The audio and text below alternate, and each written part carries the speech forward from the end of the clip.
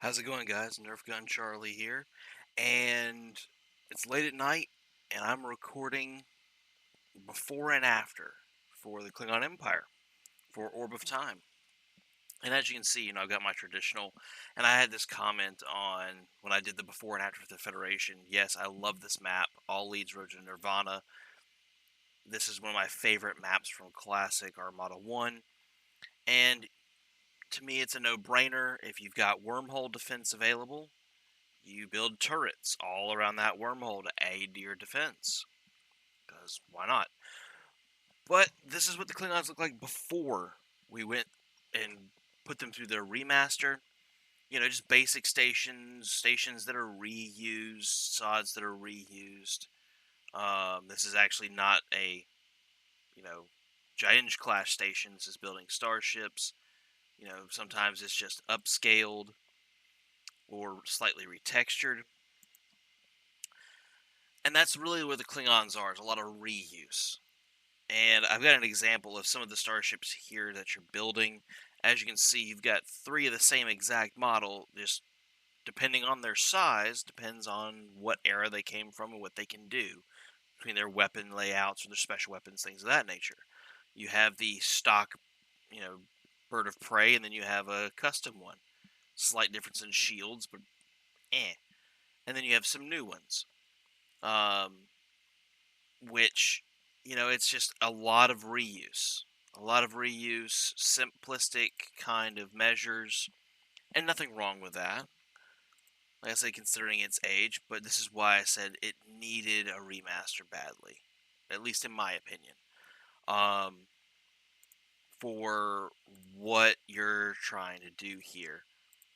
Just because, 3,200 for a shipyard, and it's going to take probably 5 minutes, 6 minutes to build. So some of the stock research can take as long, just like the Federation, 10 minutes to research. But, and this is stock Federation mostly, this is early on when I was messing up with the Federation. But it's kind of stock pulses, stock weaponry. For testing, turrets build very quickly, and their pulses fire 5 times a second. So they can wreck the AI pretty easily for defense. The two big things that the Klingons had that we are retaining in some way or another, I'm going to find a way to retain them, at least for uniqueness sake, is one is this little tiny ship here. It's a minefield ship. So, yes, it can launch mines, but its big, piece de la resistance, if you will, is it's a moving shipyard of sorts, in which I can build a micro disruptor turret. So I just build this turret. You can see it's building. You have this tiny little turret. And yes, it can fire. But the big thing is, I can tow it. So I can move it around, disengage, it'll float into place. And you can do that for micro torpedo turrets as well. Which these are kind of be balanced in the final version. As you'll see, they're kind of balanced to match what the Klingon scout vessels have.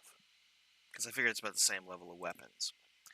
Now, the other thing that they are going to be able to build is this right here, a modular remote battle station. So what this basically does is, you can see it's going to be a research station. But it branches out. So, essentially, you build this station, like this one, and then each of its pods can be a shipyard or a turret. And then it just slowly expands. You want to have a lot of space to build the modular battle station, because it just expands. Now, we're not going to go to the extent of what they've done here. We are going to try to consolidate it down a little bit. But I do want to have that in where it's it builds turrets, it builds shipyards. Basically, you take this out in the middle of nowhere, and this can be your hub once it's up and running. But this is what they look like before, no real frills, just basic, bare bones across the board. And while the Klingons like to die in battle, we can do a little bit better. So let's see what they look like now.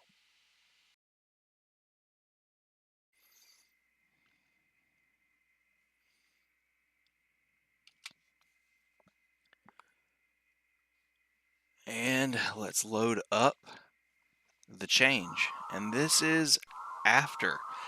So you guys just came from the before clip. I recorded that a few days ago on a test case. I'm going to get over here and just show you guys Klingons are attacking again. I'm facing the Klingons because as with the Federation, when I build the race for playable, I'm also doing the AI, but as you can see, the Klingons are getting very aggressive already. This is how I wrote the AI, so as they say, good luck. Now, I think I described this in the Federation update. We are looking at still having the difficulty monitor modifications that Jester had in the original mod. I've just made it a little bit less. He had all of the AI ships built at 1/10 the speed, or 10 times the speed, however you want to word it. Basically, if my ship as a playable race had a build time of 10 seconds, he had the difficulty modifier at the AI built it in 1 second. If it cost 100 dilithium for me, it cost 10 dilithium for the AI. But yeah, here's the Klingons. We've got some stations from And Mormon, his upgrades to his stations here, research facilities, our heroes, which we've got Kang, we have got Chang. This is Kur, the Dahar Master, Worf, and Martok. And as you can see from the fleet, yes, I use a turret defense. This is the best way to set up so I can actually test all my AI changes, along with making sure that I don't get interrupted with nonsense. But compared to what you saw for the fleet in the before clip, we've varied this up. Some have been completely replaced. Like here's your C7. This is a new class called the E13. It's floating around out there. It's a little torpedo frigate to equal the former Salazar, now the Phobos. This is the new B11, just because I wanted to have something different. I know it's named something different from its original mod. I believe it's the Quell, but I wanted to have something a little bit different here. And then we've got them escalating through. We got the Katango class, the Kron, which is essentially their Klingon counterpart to the Intrepid, Negvars and everything, and even shockwave vessels. And then this right here is your end game kind of deal. So you remember the Saber class? We got the Nethrek against the Saber. Against the Dauntless, we have the Nakal. And then against our premonitions, we have Kavek class battleships. For that end game era, the Federation had blue pulse cannons. For the Klingons, they have red, as I should be able to show off here. As you can see, nice little phased torpedo. That's the enhanced torpedo. So we've got that, and then the updates is I was able to make for sure we had the new advanced defense turret. I have to change the name so it fits in the UI, so it'll probably just become a heavy turret. It's armed just like the Federation one, 2 of the pulse cannons and a torpedo, equivalent to essentially the stats of these 3 turrets right here combined, and it's working out pretty good so far. But everything's been upscaled, everything's been modified. These turrets are now set to the same build costs and times and fire rates of the Federation. They are going to fire a little bit faster than what you're used to. The only reason I upscaled this is because in the early game, you're going to need a turret defense to face the AI. Because as you can see, the AI does not play around with building starships. You have that grouping here. you have that grouping here, and then what's left from the original fleet here. I made for sure that it was dangerous. So they are going to, when they decide to attack, they attack with everything.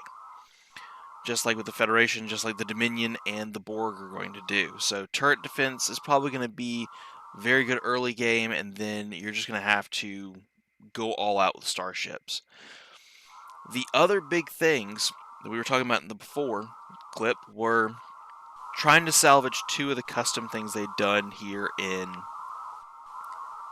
this mod. Now, I could not really salvage the modular remote starbase battle station that they had in here.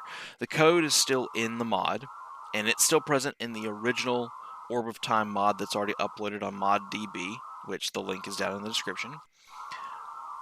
So I wanted to think of what we could replace it with, because it essentially ended up being a research facility like this, only 3 times the size, and then you'd have 8 options to build pods to 5 pod markers, and it would be basically you could build 5 star bases on top of it, or you could do a couple of star bases and a mining facility and a research station or a shipyard, but with all of the costs that came with the original mod. So by the time you got just this modular base up and running, you probably spent another 20-30 minutes playing the game.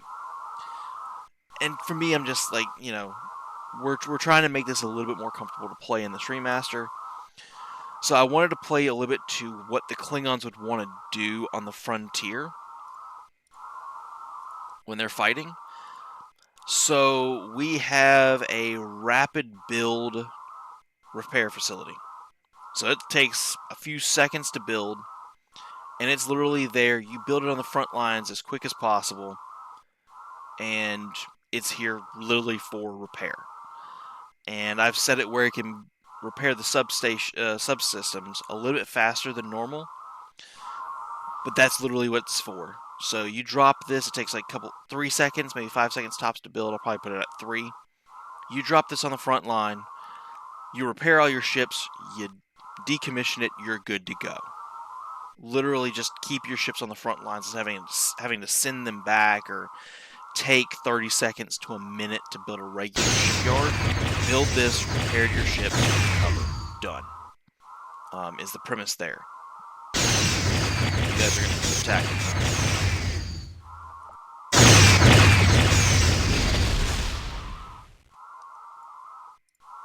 There we go.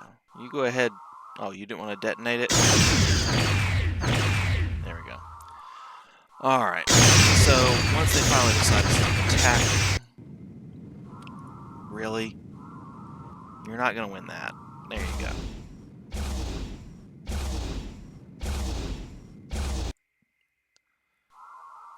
So let's go ahead and move this up here. Just because this was the other thing that I wanted to try and save. The mine layer. Now, right now, it is using the construction vessel.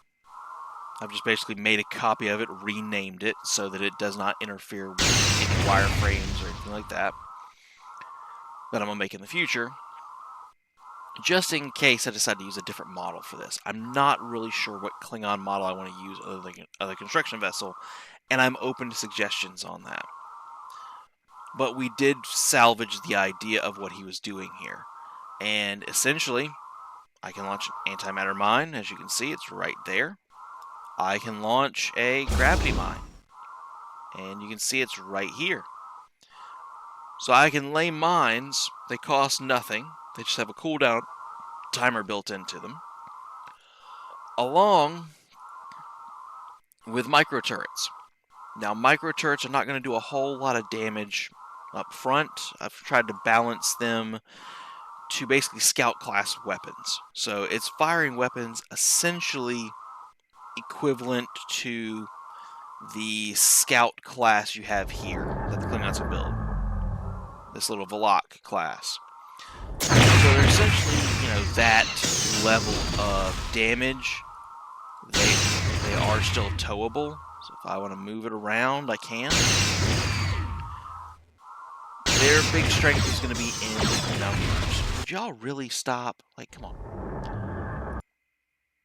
but just to show you guys. Like, it's not doing anything. It's little micro pulses.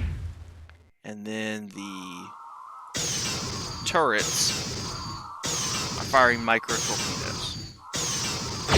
And they're not meant to do a lot of damage.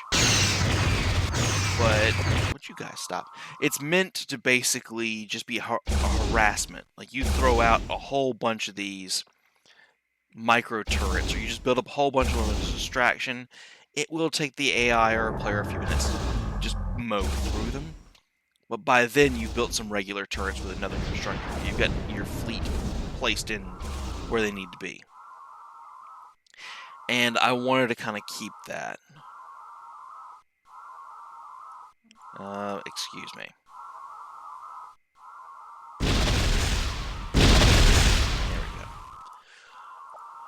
So we were able to keep that, and I kind of made this just a universal button. So because it's going to be also used in the campaign, everybody references G-Track beam. I want to make sure it's just one button. I really don't want to have to go through coding like 8 tractor beams. So we've got this as just the generic one. As far as construction, you can see that, let me see if I can find a regular constructor. We followed a similar premise with builds as far as the button colors. As a Federation, we went more of a, tannish brown for engineering purposes.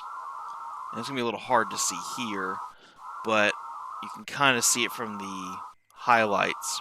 Oh, I got to fix that one. I'll fix that one and put that in a greenish one. It's kind of a green, teal green with the blue arrows, kind of to match what we did for the Federation research. So I just got to fix this last one for Phase Cloak, and then I can have that done in like 15 seconds tonight. That's fine. So we did that, and then of course your actual build buttons for your starships are red. Little Klingon symbol in the corner, and they're just got them all here. But the big thing for the Klingon Empire, as we said in the before clip, variety. They just did not have variety. So that's what we're looking at here. Klingons are in a good spot. As you can see, the AI, once again, aggressive as all get out. And hopefully the design changes I did for their specials, as far as like the miner here, or mine layer, and then instead of the modular base having a rapid repair facility that they can build whenever, makes a lot of sense. When it comes to their Gienge, this is the final update, is this thing is armed now with twin pulse cannons, and it can defend itself, but essentially the pulse cannons on this thing are equivalent to this, and this is a lower mid-tier vessel. It's close to halfway across, as far as like your entire playthrough. So it's not that strong, but it can help deal with early enemies. And then our subspace shockwave, it's been enhanced because of what multiplayer is doing with the balance. So it's been enhanced with more damage, and I've given them a cloaking device. Just why not? And this might translate to something I might do when I'm building the campaign, because right now I'm also, by the time you guys are seeing this, I'm already working on my Excel spreadsheet for the Dominion, which is the next race we're going to do. But I've also already been jotting down ideas for the campaign, because the stock campaign is a stock campaign. You can play it the moment you download it from the GOG website, but I'm wanting to make minute changes here or there to the starships as far as their setups to maybe slightly affect playstyle. Like, the ships will still have their general roles and everything, but maybe change one or two things here and there. And being able to cloak a Gienge class and keep it away from fire, or having it where it can defend itself instead of just being a very slow vessel, it's a little bit faster, and it can defend itself with one low power disruptor. Might be design changes I want to go with. So It's things like that that we're slowly looking at. Well, I should say me, um, for this. But yeah, by the time you guys are seeing this, I'm already hard at work on the Dominion. They are gonna have a lot of stuff that we got to work on. I might do a live stream in the next couple of days just to show you guys a before clip while I'm recording it. But yeah, Klingons are pretty much locked down except for that one research button. We're in good shape here, and just so you know, this is the hero yard. We're using the subspace shockwave station, but we're in a good spot. We're in a very good spot for where the Klingons are. I'm confident their balance makes them a little bit stronger weapon-wise, but they have weaker shields than the Federation, so I'm thinking the balance is good. I wanted to make sure you could tell. I have to do a little notation here on this because of the constructor differences, and then I can show off, just micro pulses from a small vessel. But that's what we've got. Sorry for the rambling, but this is what we're looking at for the Klingons. I'll probably, after I'm done recording this, I'm probably going to just try to clear these guys out and then get back to work.